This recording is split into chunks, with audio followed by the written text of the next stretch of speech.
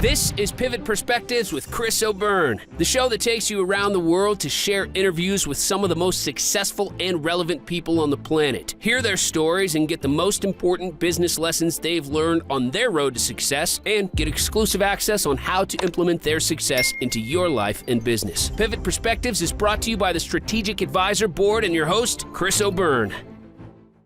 Deb Sofield, thank you a million times over for coming on the show.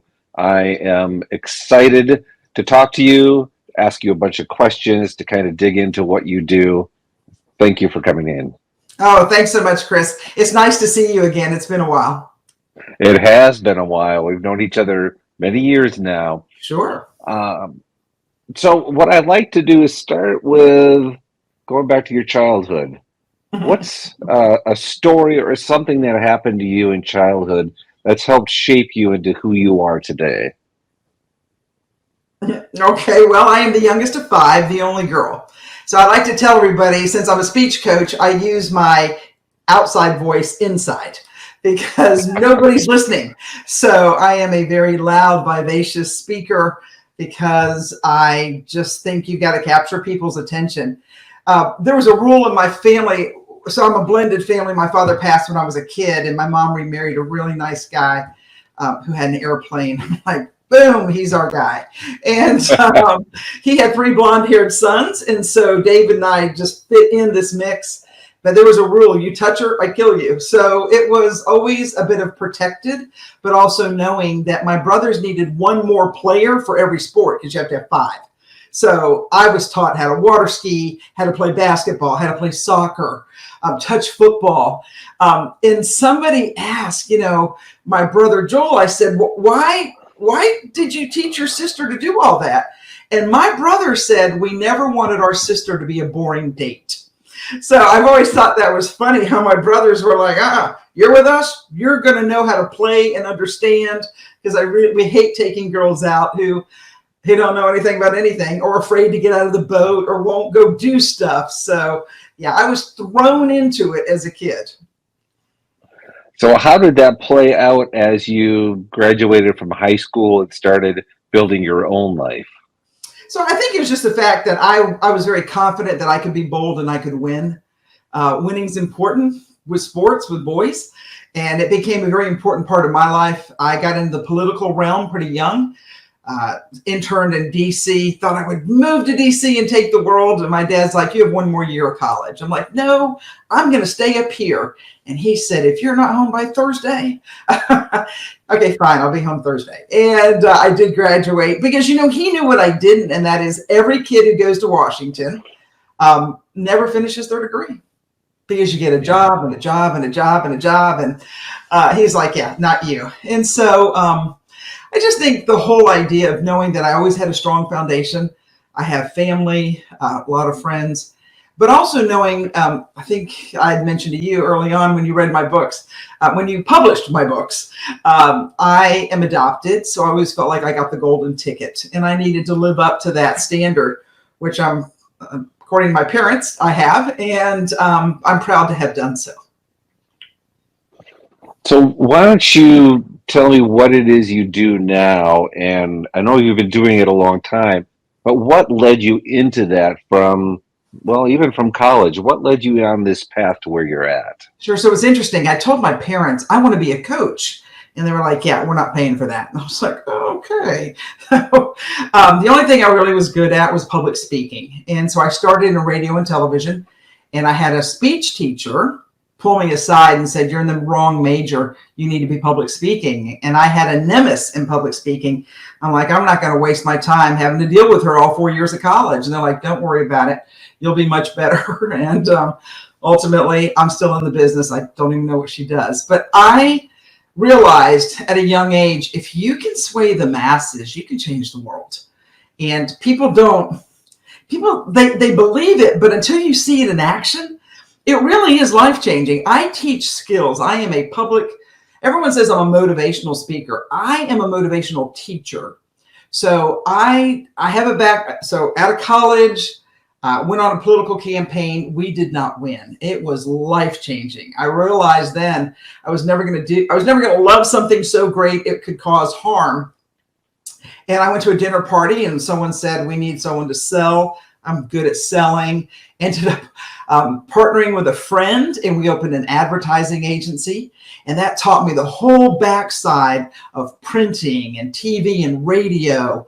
And so I bring all those skills to the table as a national speaker, coach, and trainer. And after a few years, I sold my partnership. I hung a shingle. And all my friends were like, we're still working, Deb. I'm like, oh, maybe I should go back to work. And the folks who had worked with me at the ad agency started showing up saying, we need your help on this speech, or we need your help with this event. And over time, I just decided, you know what? I'm going to do what I love, which is helping people learn how to speak better. So I am an executive speech coach, and I work everything from people who are beginning to presidents of corporations. I work in the political realm. I work internationally for the U.S. government, training overseas. So I am a corporate executive speech coach. And then I have a couple sideline businesses. As you will know, I had a radio show for years.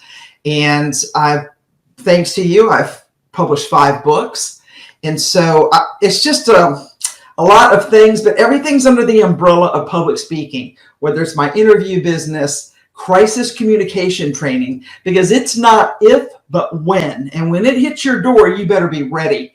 And that takes a coach to help you craft that message that's probably coming and make sure your staff is all on board. And then I teach presentation skills, how you present yourself to the public, and then, of course, public speaking. So what do you like better, the teaching or the speaking, and why? Both. I enjoy the speaking. The paycheck's a lot better. The private coaching I love, because I really love to see my folks succeed. And honestly, I know it sounds crazy, but I fully understand when people say this. When my folks do well on stage, I am thrilled, because I know how hard it was to get there. And I'm so proud of people trusting me enough. It's almost like you have to reach your hand out, and I'm like, trust me, we'll be great on the stage, but you got to listen to me. And we're going to do this over and over till you get it right, until it becomes natural, till we have a muscle memory.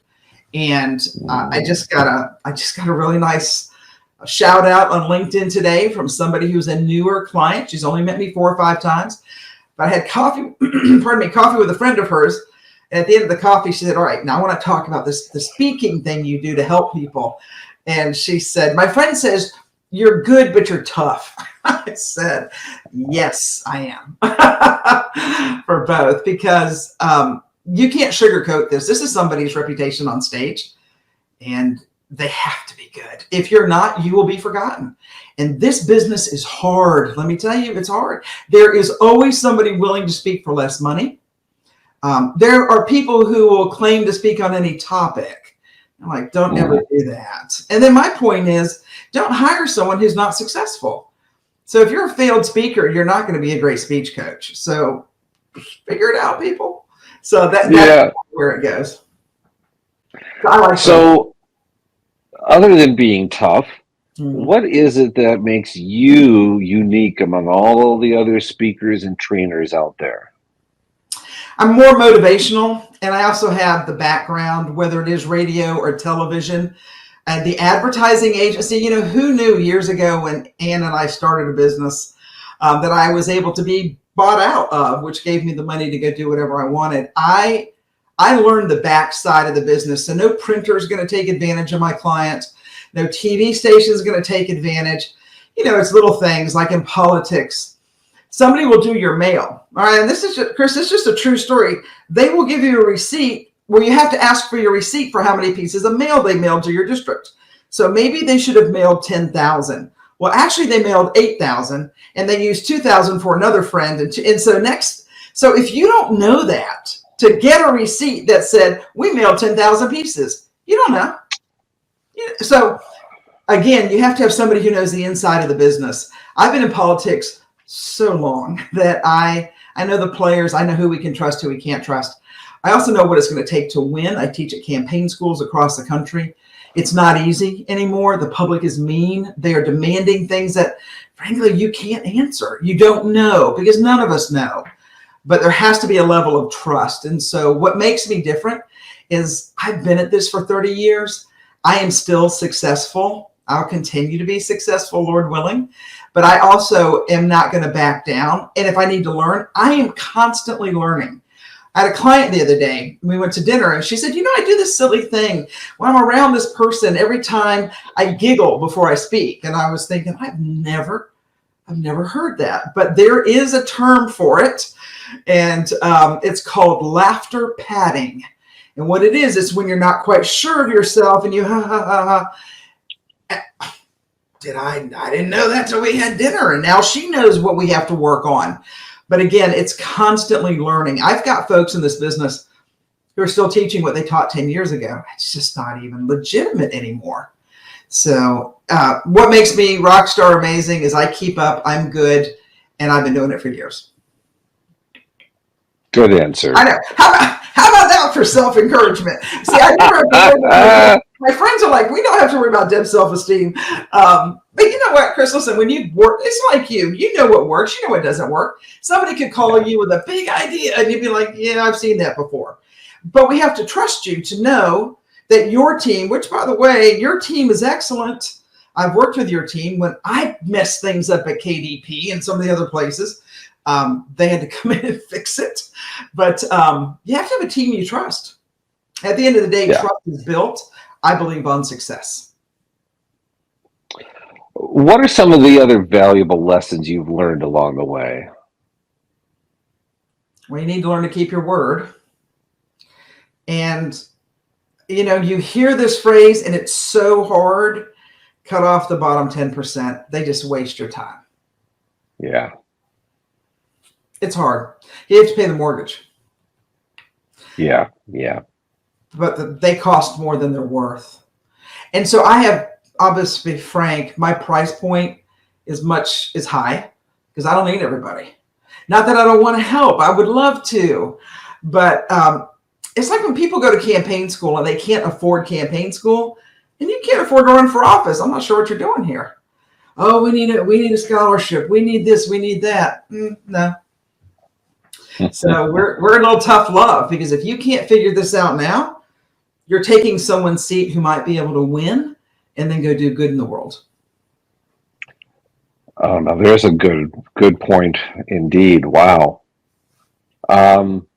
So, okay, along the way, you've met all sorts of people. Who are some of those key influences or mentors that you've met along the way? So I wouldn't say they were mentors. I would say that I tend to look at people's trajectory. So I am a fan of Tony Robbins. Now, I'm not a huge fan because I'm worried how he's wrecked his voice. As a speech coach, I'm worried about his vocal ability.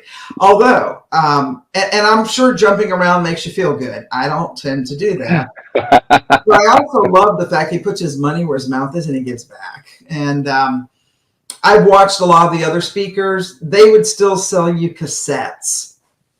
Nobody has a cassette player, but they're so desperate for the final dollar. You'll do business with that person once, you'll never go back. So who do I admire? I watch this next generation. There's quite a few women out there who I just don't care for.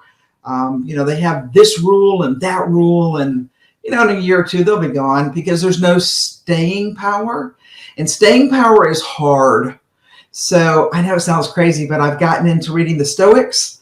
There's a guy named Ryan, and he's really opened my eyes to what history has shown and what we need to use to move forward. Ryan Holiday. So I've read his books. Yeah. And you have to stop and go, this is applicable today, which, by the way, is very concerning that this generation doesn't like to read a book. I mean, fine, read it on your iPad, but please read. And so who do I admire? I want people to be successful. I really, I'm not a huge fan of Jeff Bezos, but one thing I learned by watching him was you don't have to write a book to sell it. Hello, Amazon. And then reading the other story of Netflix and how Blockbuster just wouldn't listen. Blockbuster had the opportunity to buy it for $50 million. They had just gone to the market and had a raise of like $430 million. And they were like, it's too expensive. Boom, you're out of business. And everyone can tell you of a certain age where the Blockbuster store was in their town. Oh, yeah. Yeah. Yep. So when you say, who do I admire? I admire a lot of people, but I look for people who have disrupted something and have become successful. Why do you like to teach people how to be successful? Without sounding too hokey, I've had great success, and I know what it feels like. It's life-changing. It's life-changing. And if I can do that for my friends, wow, what a great gift. Because I want to be a mentor. I mean, I want people to look back and say, I'm here today because of Deb Sofield. And I say I'm here today because of one or two people, but I didn't have a lot to look up to because I probably was too bold as a young person. Again, when you have all brothers, it's always like, what's going to stop me? And life stops you. But other than that, it hasn't been an easy ride. I think, I've spoken to you in the past about, there are certain places that if you're not, quote, a beautiful person, you're probably not going to get very far. And that's okay. You just need to find the back door and find another way to make the stage and then do it in such a way, I think so. People always say, well, I'm going to go get this person. And I always say the greatest revenge is outrageous success. Just be. It's almost like be so successful they can't help but notice you. Yep. I have heard that. So, all right. So what else is important to you? Well, you need a message. I am quite concerned so every blue moon, a friend of mine, I'll see on LinkedIn, they're like, I'm a speech coach. I'm like, actually, you're not. I'm writing him a note, like, when did you become a speech coach? Oh, well, I helped Bubba. And, he said I helped him. Great, because the next person's going to have a real name and you'll mess them up. And if you mess them up on stage, they're done forever. You really want that on your reputation? And so I've pushed back against a few folks because it seems so easy. When people lose their job, we're all consultants. Okay, well, you don't know much more, but, now you're a consultant and everyone wants to get paid $10,000.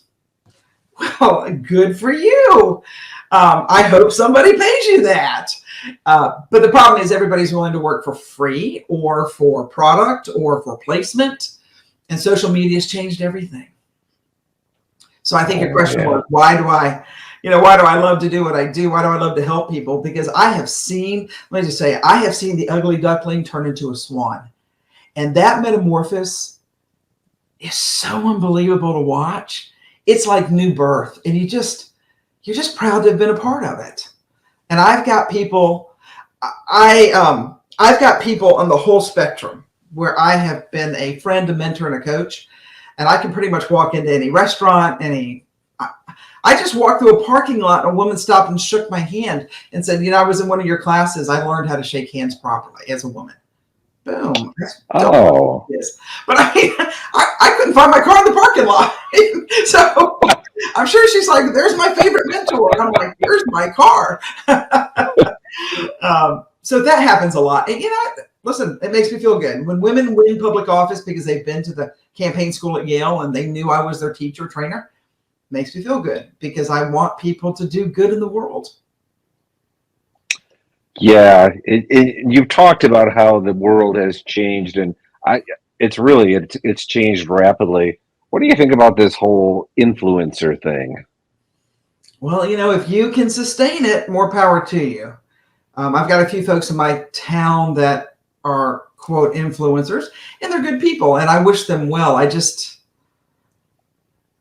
Again, it's not going to be for everybody. So what happens? So here's what concerns me. For all the hundreds of people who claim they want to be, 4 of them make it. Where do the other 96 go? And then they make poor choices.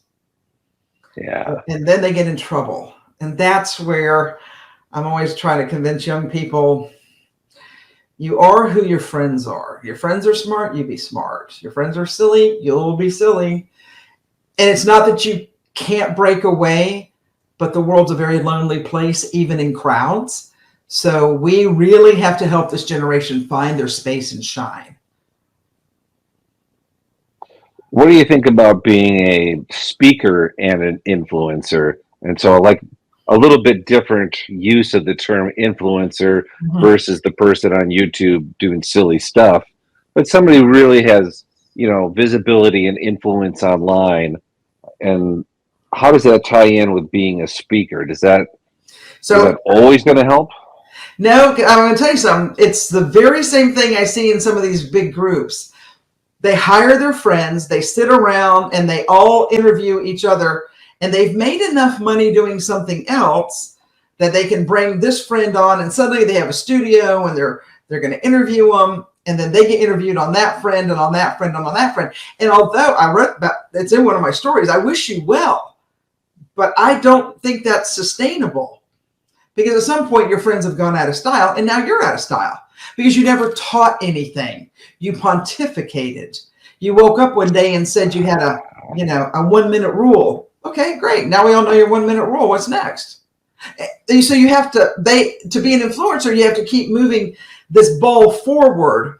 I believe as a coach and a speaker, I'm just helping you develop yourself every day. Every day we're better. Every time you hit the stage. So the last book that you published for me, Perfecting Your Platform, was everything I wish somebody had told me as a speaker. If the room is too cold, do something about it. Because if your audience is uncomfortable, they're not going to listen. But nobody tells you that. You are so desperate to get a check that you're trying to be nice to everybody, but you missed your opportunity. So step up, man up, woman up, step up. So I have gone from, again, things I wish I had known. I put it in a book so people could learn because it is up to you. So, Chris, years ago, I was in Florida, terrible storm outside, middle of my talk, a ceiling tile fell, boom. I'm like, I am out of here. But what would have happened if the lights came on and the speaker was gone? You really think they would have believed my message that I cared about them, that I wanted them to be successful? No, I was gone. So I can remember so clearly as a young speaker thinking I have a choice to make. I am either going to be the captain of the ship, the shepherd of the flock, or I'm going to walk out of here. And that decision has to be made right now. And I decided I'd be the shepherd of the flock. And I picked up all 900 women and we went to another location to finish the presentation. Why? Because the shepherd never leaves a sheep and the captain goes down with the ship.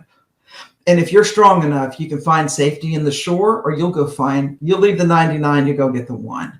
We all know the story. We know the meaning. But I have said to speaker after speaker, if you are not willing to do that, don't take this microphone. Because within your audience, without a doubt, is somebody who's probably thinking about ending their life. Somebody who is so broken, they came to you for the last bit of hope. And you were flippant. You weren't interested. You were so proud of you that you never got your message across. And so I really instill into those that I train and teach, it's not us. I learned years ago, you may not like Deb Sofield, that's fine. I'm not gonna hurt my feelings. I have enough self-esteem for me and everyone else. But I say, it's like I pull myself out of myself and I put me right here. Listen to this person. This person can change your life. Don't worry about me. I don't care. I really don't care what you think about me. I do want you to hear my message because my message can help you be better at everything you do. And when I got that as an adult speaker, changed everything. That's a good point to bring up about the responsibility as a speaker, because I've never really thought about that either. That there is a big responsibility that you take on, because it goes hand in hand with if speaking well can influence and help so many people, it can do the opposite as well. You can hurt a lot of people at the same time. And so when you claim to be a speech coach, and I know you don't know what you're doing, and you're just needing an extra $500, and I know the damage that can be done if that person fails on stage, that infuriates me. So I'll come after you if I know you. So So what advice do you have for people who are doing interviews? So analyze me. How can I be a better interviewer, even in what I'm doing today, interviewing you? Well, first of all, I like you. I think you're the greatest guy. So I naturally have an affinity for you because you were so helpful. I mean, and you always have been. Your plants are a little distracting, I will tell you that. But other than that, no, you're a good interviewer. You allow. Have you ever seen an interview where the interviewer never stopped talking, and the guest never got to speak? So I've appreciated that you've allowed me to tell my silly stories and to kind of bring you into my world. So no, Chris, you've always been what's interesting. I think I mentioned that, I've got other people that reach out who are in the publishing business, but you have a hard business. I mean, you're going to read someone's book and think, this is going nowhere. I'm not sure you're allowed to say that. Yeah, you got to have to help us find our way. And I know when I first met you, if you remember, I was in a quandary. My publisher just up and disappeared on me. And very kindly, I was told, here's somebody we've met, we like him, maybe you like him, and we connected, and you were kind, and you listened, and you knew I was at the end of my rope. I had paid a lot of money to get this book out, and I didn't know what to do.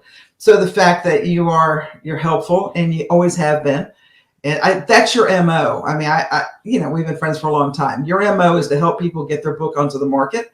And then it's up to us to keep it moving forward. Nice. Thank you. Yeah. It's thanks to people like you, and this is the bragging point. We've done over 14,000 books now. It's been crazy. Yeah. But again, it's that responsibility. I think about how many people I affect through what I do. Well, okay, maybe I help some people with some books, but it's like, no, it's all those authors, but it's not just there. It doesn't stop there. Right. That book is a platform. It's everybody who reads that book or is affected by somebody who reads the book. It's a big deal. And so that's helped me, take that perspective. You talked about something off camera that I wanted to ask you about, which is speaking as a spiritual business.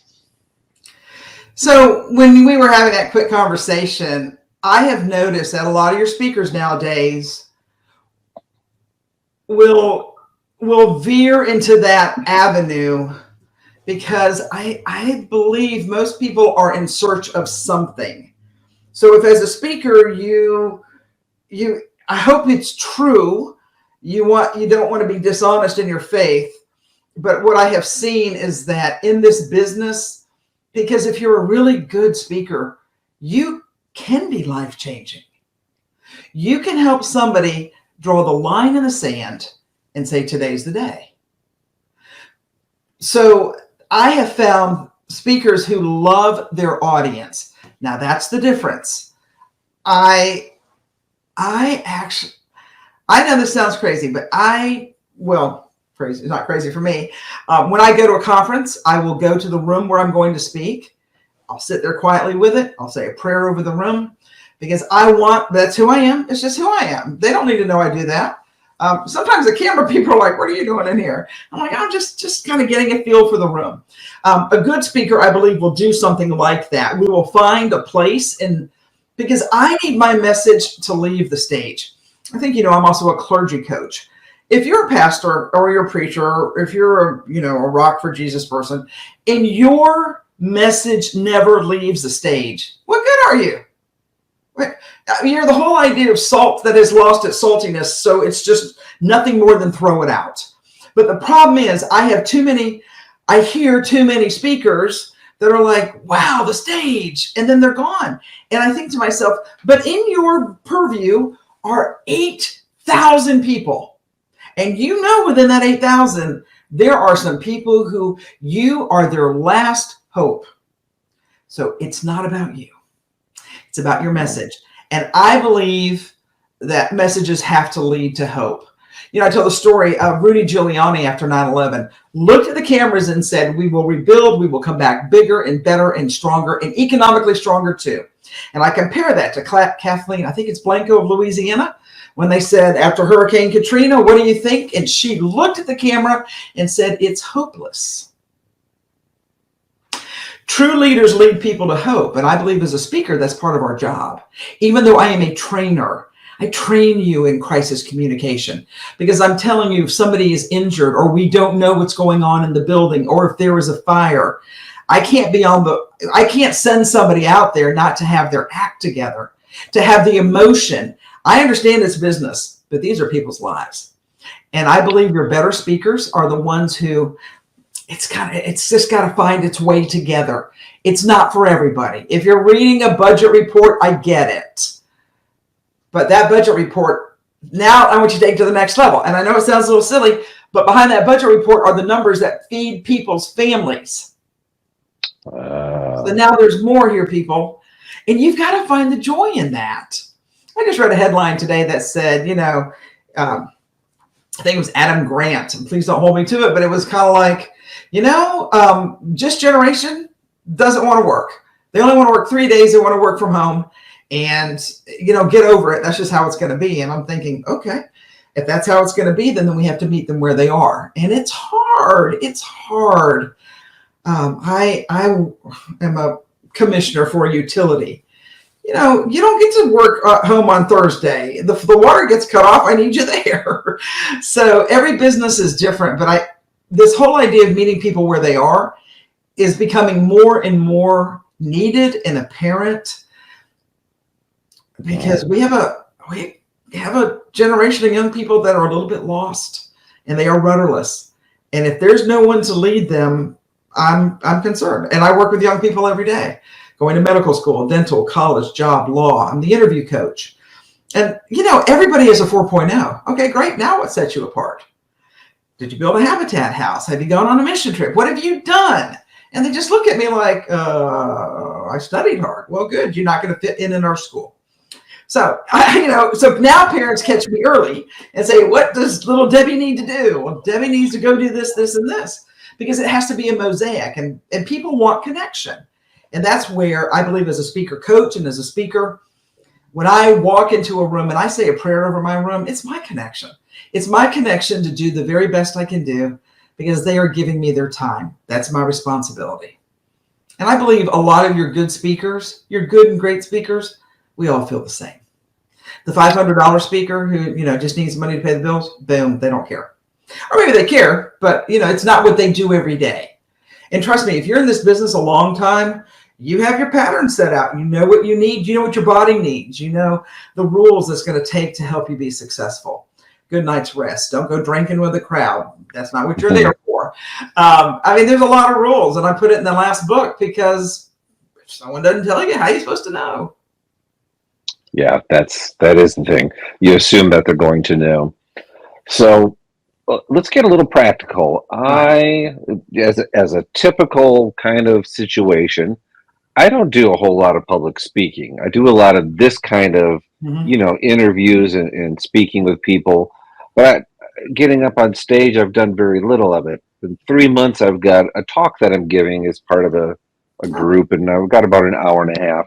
What are your suggestions for me? Tips, techniques, things that I should know? All right. So I don't know. And Chris, I haven't seen your speech yet, but I, without a doubt, probably would say to you, make your ending the beginning. Nobody has time to build to wow. When we were in English class, you had to build to, I think it's someone from English needs to call me back. If you build to the denouement, you don't do that anymore. This is a TikTok generation. Boom. What do you have to say to me? And then you back it down. Problem is everybody wants to build to wow. Now, one thing I learned on radio, I am literally a centimeter from the next station. So if I don't come on with something very interesting, boom, they're gone. She's not interesting. Click, let's go somewhere else. So and I never let my speakers walk on the stage and go, well, good morning. You're the third speaker of the morning. We've already heard that. You walk on stage and you say, did you know in America today? Boom, I didn't. Facts, figures, figure it out. There has to be a story. It has to be your story, not someone else's story. It has to be real. Nobody wants you to speak for an hour. I mean, I love you. I don't want you to speak for an hour. Have you ever heard an audience? I mean, so it's rare that, I mean, honestly, I've had it happen a few times. You could have gone on all day, but most people go, oh my gosh, they went on all day. No, nobody wants, so you start late, you end early. I mean, who minds if you end early? Nobody. Who minds if you go over? Boom, especially if it's between you and beer, bam, you're done. So, you never want to be the ending speaker. And so here's the deal. If you're the morning speaker, it's a little more educational, facts, figures, stories. If you're the afternoon speaker, moving more towards stories with fun information. If you're the evening speakers, no facts. We want stories. What do we do when we come home after work? We click on the TV. I want to be entertained. Yes. So if you're going to come and rah your campaign speech, or no, I'm done. I'm not listening. I'm going to go find something to do. So again, time of day, audience, temperature, where are you? All those things have to be taken in consideration if you want to be a rock star speaker. If you want to be average, then do what you're always doing. But I would say start with the end in mind. Stephen Covey was right. So you've got to know, your audience wants to know. And your audience wants, there's one more thing they want to know. How long you're going to speak. So I know the broad brush stroke. Men like point of time. Women just need an idea. So we'll be out of here. Gentlemen, we'll be out of here in 58 minutes. Ladies, we'll be out of here before Macy's closes. So I've spoken to both audiences. They both kind of get it. And they laugh and they chuckle. But they need to know, because if you're speaking for an hour and we get to the 45 point, and I'm thinking to myself, do we go on? Can we run and go get lunch? But if I know when you say we're going to be out of here in 52 minutes, I'll be like, well, he's only got 7 more minutes. Tell your audience where you're going. Speakers don't do that anymore. And I'm like, why? They want to know. They want to know. But 9 out of 10 times when I have to have a president of corporation, I make the ending the beginning. The great story. I had a client call. Actually, the wife called and said, my husband's president of a corporation. The stock is in the tank. We've had a terrible situation. Everyone's mad at him. What are we going to do? And I said, okay, I'll be happy to come. And I go, and I have to meet him at the house. Your wife has to be there, because he didn't want anybody to know he had a speech coach. You know, I'm president of the corporation. And so I walked in and I said, all right, let's talk about the stock. No, we can't talk about the stock. Mister, we have to talk about the stock. This whole audience wants to hang you. We have to talk about the stock. So we set it up in such a way that he told me the true story. Product got stuck off a ship in California, and due to, I guess, union issues or something, it didn't make it to port, so they missed the Christmas season. You can't miss the holiday season, people. But he did. So boom, nothing worked. And everyone's mad. He's the new president. I said, what we're going to do is we're going to walk. We're not walking to the seat of power, which is the lectern. We're going to go halfway. We're going to spotlight you. And you're going to say, before I begin, let me tell you what happened to the stock. And we told the story. And then we went to the lectern podium, figured out the ending, and he told the story. When he was done, Chris, longest applause ever, not one question from the audience. Wow. They called me going away for a weekend. He was so relieved. She was relieved because she knew how much it weighed on him. But what do most people say? Well, let's just hide. Let's just hide. You can't. You've got 800 people who want to know what happened to the stock. And you know what? We laid it out. This happened. We made a mistake. We're never going to this port again. We're going to make a change for next time. Hang with us. We're doing the best we can. But fighting me now doesn't fix it. Because you and I both know, or if you don't, let me just tell the audience, questions start a fight. You don't want questions. Mm-hmm. If I hear you as a speaker, Chris, and you get a question from the audience, I will craft the answer to that question into your next talk. You never should get the same question twice. You're lazy if you get the same question twice. Even if you have to say, you know what, people often ask me. Boom, answer it. Because if you get an audience member who suddenly gets the spotlight effect, who now thinks they're going to take you down, they're going to take you down. And the audience is more mean and angry than I've ever seen before. So my job is to protect my speakers. And I do that by, if I've had that question, I'm answering it. That's one less thing you have to worry about. So if I start with the end in mind, or if I start with the end, what do I end with? You're probably going to wrap it back up again. Again, I'd have to different bow. Pardon? A different bow. Yeah. Kind of a recap of what we were. But again, I've probably cut your speech in half by now, since we started at the end.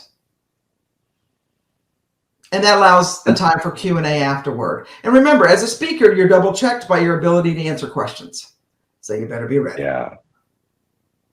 What about humor? That's tough. I'm going to ask that you maybe find a quote, something from Reader's Digest. You've got to be careful. If it's not funny, my line is, if it's not funny, don't use it. Why? Everyone is waiting to be offended. I mean, I have 15 rules for the road. That's rule number 10. Everyone's waiting to be offended. It was funny with your friends, Monday morning or Friday night at the bowling alley. It's not funny Monday morning at the office. They will forgive you, but they won't forget. And you didn't mean to do it. I don't know anybody who wakes up and says, today's the day I'm going to offend them. No, but you say something silly and they get their feelings hurt and then they call you all sorts of names. And I'm thinking to myself, but you've known me for 20 years. You know that's not who I am. But I said something stupid, silly. I thought it was funny. Yeah. It's hard. You've got to be careful. So I believe I mentioned this to you. I actually have a Excel spreadsheet. I have like 1,683 quotes. Every time I see one, I do a cut and paste. Because I'm a speaker and I have this great, I'm very honored to always be invited back again. I'm like, you had me last year. I'm like, well, we want you back. So because of that, I have to have new information. But you need to have a few quotes that mean something to you. Quotes also help your audience realize that you're intelligent, that you read, you're widely read. I always ask in one of my public speaking classes, and I teach public speaking for your non-listening audience, but for one of them, I say, so who's learned a new word? And they look at you like, all right, you're intelligent people. Who's learned a new word? And it's amazing how no one has. And I'm like, some of you need to. So new word. Joe Kennedy running for president, he coined a word called malinformation, meaning information the government doesn't want you to have, but they know is true. And he's just created this whole new word. I've got a new one here too. Hold on, I think it's on my computer. I'd never seen this before. I put it somewhere. It's fascinating. Here it is. New. I called it new word. The new word of the day is sputtle. Sputtle. Oh. It's a 17th century word to work ineffectively, to be extremely busy while achieving nothing. You are sputtling. I love that word. So what's your new word? I'm always surprised they don't know. I'm thinking, I thought you were supposed to be smart. You have to be one step ahead of your audience, Chris. That means we always have to be learning. That laughter. I never heard it before. And now that I have recognized it in a few of my clients. Yeah, that's a good advice for me, because I'm one of those people who always thinks I'm funny until my wife tells me otherwise, and I'm like, oh yeah, I didn't think of it that way. And slowly I've learned to keep my mouth shut when I think I'm going to be funny. It doesn't work every time, but it's greatly improved. Yeah, and here's the good news. The more you do it, the better you become. I was the MC for an event. I MC a lot of events, and they were supposed to speak for a minute. Well, of course, they're politicians, and I'm like, okay, hey guys, a New York minute, not a Southern minute. And the audience just broke out in laughter because Southern minutes go on very long. New York minute, let's get it done, people. Come on. But I had to break the ice. I couldn't offend the speaker. But I had to let him know, we got to keep moving here because I got seven other of you. Yes. So good advice. So, all right, parting wisdom. What are some parting words of wisdom to leave us with? Love your audience. Find a reason to love your audience. Once you love them, you're better. They're better. They feel it. They know it. If this becomes rote for you, walk away. You're just not good anymore.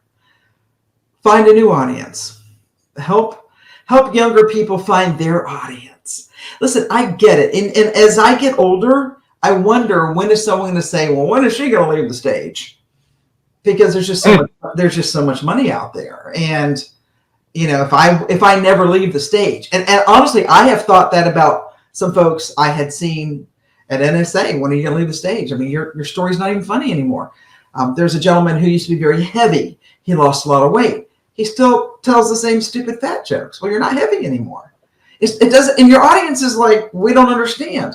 If you'd never seen him before, you didn't know he used to weigh like 700 pounds. I mean, it's an amazing life story, but that's not what he tells. He keeps telling his fat jokes. And I just think, time to leave the stage. So I think there's that. But I would also say this generation needs us now more than ever as a friend and a mentor. But I also want you to find some new words. I was on a plane the other day and I read an article about brutalist architecture. I didn't know what it was, but come to find out, my museum of art in my hometown is brutalist architecture. It's that Soviet style. It's that concrete, sharp walls. Makes perfect sense, brutalist architecture. So grow your vocabulary. It's interesting. We think we're smart until we meet smart people. Oh, man. Amen to that. And then you realize I need to do some more homework. I need to, turn off Facebook and go read a book. Or I need to go understand what's going on in the world today. So my parting advice is do your job. Do your homework, do your job. And be the very best. And I know it sounds silly. You're just not that important. So be kind. And I'll leave you with my quote from Mark Twain. Kindness is a language the deaf can hear and the blind can see. Kindness is a language that the deaf can hear and the blind can see. And I believe this world needs kindness. Beautiful. What is the one place you like people to go to learn more about you? Sure, thanks. Visit my brand new website, debsofield.com, Sofield, Sofield.com. A lot of information's there. Awesome. I'm excited to check it out myself. It's new. Yeah, check it out. Good. Awesome. Thanks so much, Deb, for coming on. Thank you for having me, and have me back anytime. You got it. Thanks for listening to Pivot Perspectives with your host, Chris O'Byrne. Please leave your feedback and visit strategicadvisorboard.com to get the latest and greatest business advice on the planet. Follow us on social media for updates, and we will see you on the next episode.